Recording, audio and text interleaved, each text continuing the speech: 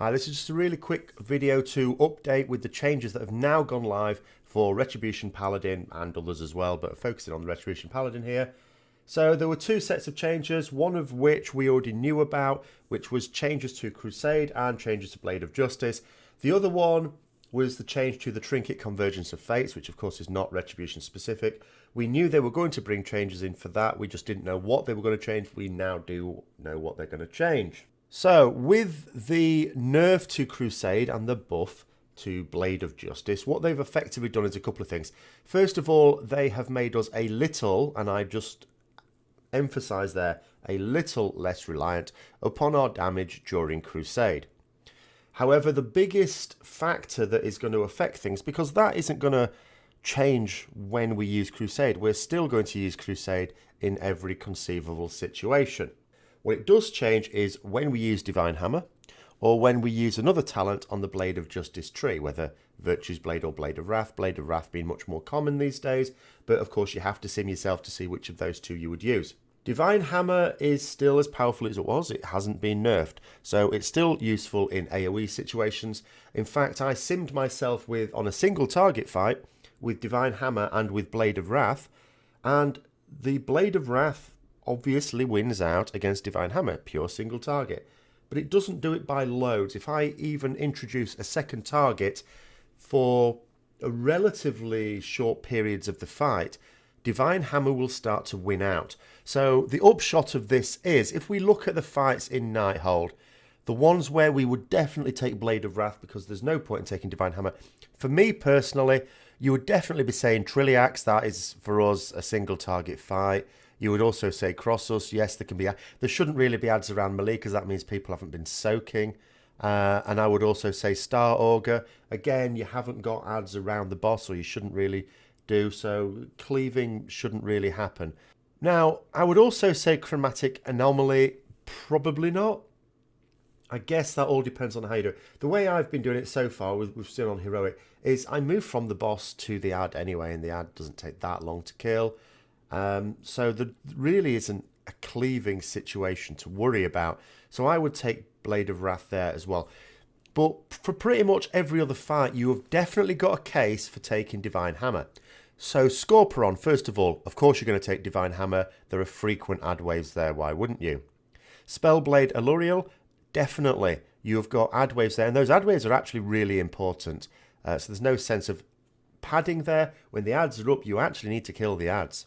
Tichondrius, a little trickier, because for melee at any rate, and certainly on normal on heroic, I'm not commenting on mythic mode here, melee are not really going to be fiddling with the blobs during the main phase when you're actually on Tichondrius.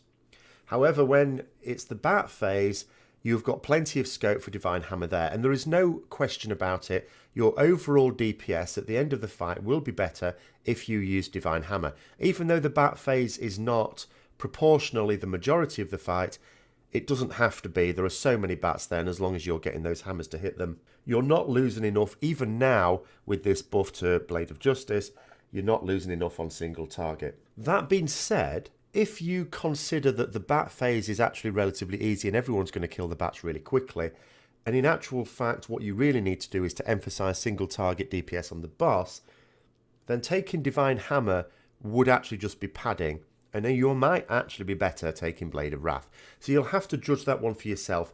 How difficult is Tichondrius for your raid group? And if it is, which is the phase that is proven more difficult? The phase on Tichondrius, in which case take Blade of Wrath, or Virtue's Blade, whichever. Or the bat phase, in which case take Divine Hammer. For High Botanist, Talan is definitely a case for Divine Hammer. It's, quite early on you're hitting 2 ads at once, and that's enough for Divine Hammer. And later on, you're even hitting 3. So, yeah. Star Augur, I've already said no, not really. Grand Magistrix Alisand. I mean, when we killed this boss, I actually did take Blade of Wrath. I was sort of umming and ahhing between the two. And I thought, no, because, it's supposed to go from boss to the blue ad, kill the blue ad, and then maybe to the red ad, and then to the boss. And I thought the potential for cleave is probably not going to be that much. I was underestimating, I think, these ads. There were most of that fight, I had 2 mobs in melee range of me. Divine Hammer would have definitely done much better. And it's not like padding, because as long as you're on the priority target for your single target focus. The other mobs need to die as well, so having Divine Hammer there is better all round. And then Gul'dan, it goes without saying again, you do have key ad phases there, not only with the demon ads that spawn every now and then, but also the eyes that come in, so you definitely want to be taking Divine Hammer on Gul'dan. So really it comes to, I would suggest with these changes, Divine Hammer on almost every fight still, even though proportionally the normal single target Blade of Justice is stronger comparatively, you know, with Divine Hammer. It doesn't really change when we'd use Divine Hammer. We would still use it when there's cleave to be done. We'd definitely still use it when there's AoE to be done. We'd definitely still use it in dungeons. It's just there's no point in using it on a pure single target fight, or a single target fight where maybe you've got an ad for a bit of the fight. You know, probably not in that case, because, you know, they have sort of changed it.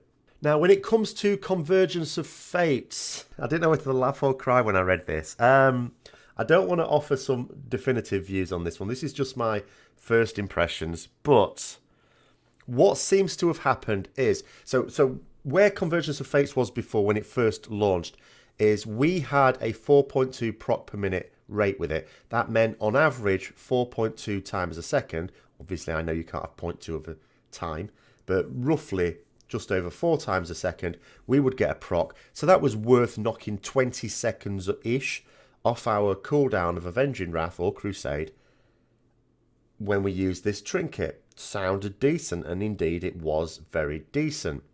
So then what it said is, oh my god, no, this is far too powerful for Ret Paladins, and they whacked the PPM down to 1.2. Worthless, basically. Now, they've made a change. It's not really going to be worthwhile. What they've done is they've changed the proc per minute based upon whether or not you have the talent Crusade or not. So it's no longer based just on our spec, but which talent we take. If we take the Crusade talent, they have buffed it a little. They have buffed it to 1.5 proc per minute, which in the grand scheme of things is still not great. It's still not worthwhile in terms of the effect. As I say, the trinket can still be worthwhile in terms of the strength on it. I mean, I simmed myself a baseline heroic version of this. It's better than the trinkets I have now, but that's because it's got loads of strength on it. And, you know, the knock off on the cooldown might, on some fights, get me an extra Crusade out of it. Probably not. I'm not counting on it. But if you don't have Crusade, so if you just have untalented Avenging Wrath, they've increased the proc rate back up to the point where it's useful.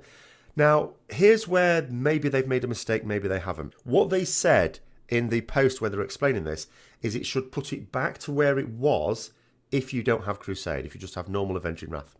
That's not actually what's happened. Apparently, what has happened is it's at 3 procs per minute now instead of 4.2. Now, it is possible that they've made a mistake. It sounds like it's a simple mistake to make, but we haven't had confirmation on that one way or the other.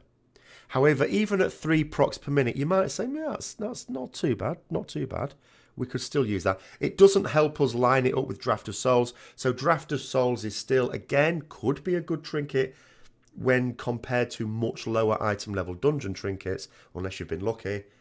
But it's not going to tie in with it. We're not going to be able to match it with our high stacks of Crusade every time or anything like that.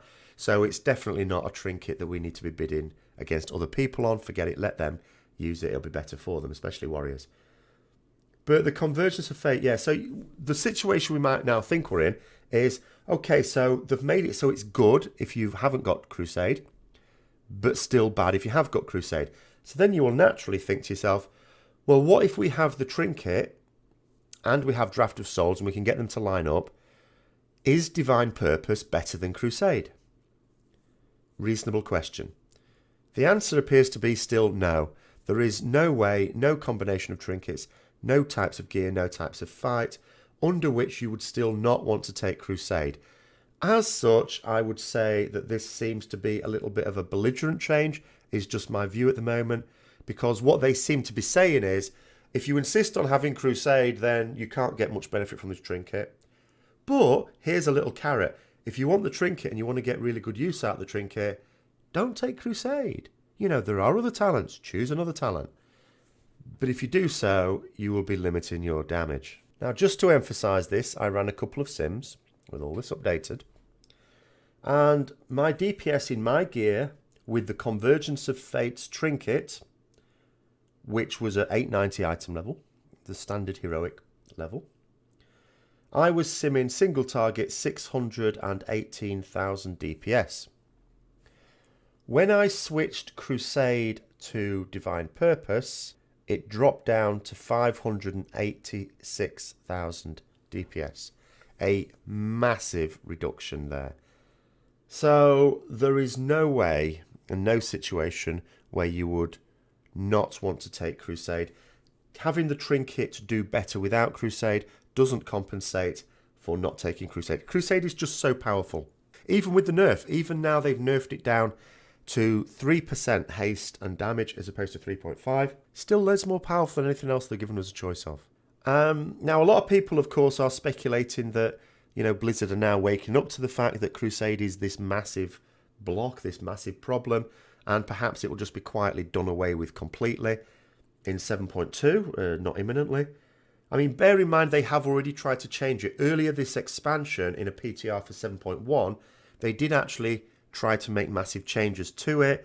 There was a huge furore because it was basically useless. They made it useless. And this is what I've said in the past. The problem with Crusade is just the way it works. It's either going to be really powerful and you always have to take it, or it's going to be worthless and you never take it. It's one or the other. It's just such a bad talent. So yeah, they may actually just bite the bullet and get rid of it and give us a different type of talent. That's possible. They've already shown that they're willing to completely change talents during an expansion. So that might be coming. But for the here and now, the situation is always take Crusade. That is the one definite I can give you today. Definitely take Crusade. Take Divine Hammer on most of the fights. If it's pure single target or where there are adds, they're not near the boss, you're not actually cleaving, yeah, take Blade of Wrath or Virtue's Blade. Otherwise, take Divine Hammer. Convergence of Fates, if you coin it, yeah, sim it. It's probably going to be better just because of the item level. But it's not a good trinket. I wouldn't advise trying to get it over someone else, like bid against someone else. The someone else who can use it is probably going to get, almost certainly in fact, going to get more benefit from it than we are. Those are my views on the changes that have come out today. Hopefully they were interesting as always. If they were, don't forget to like, comment, subscribe and share. Until next time, I'll see you later.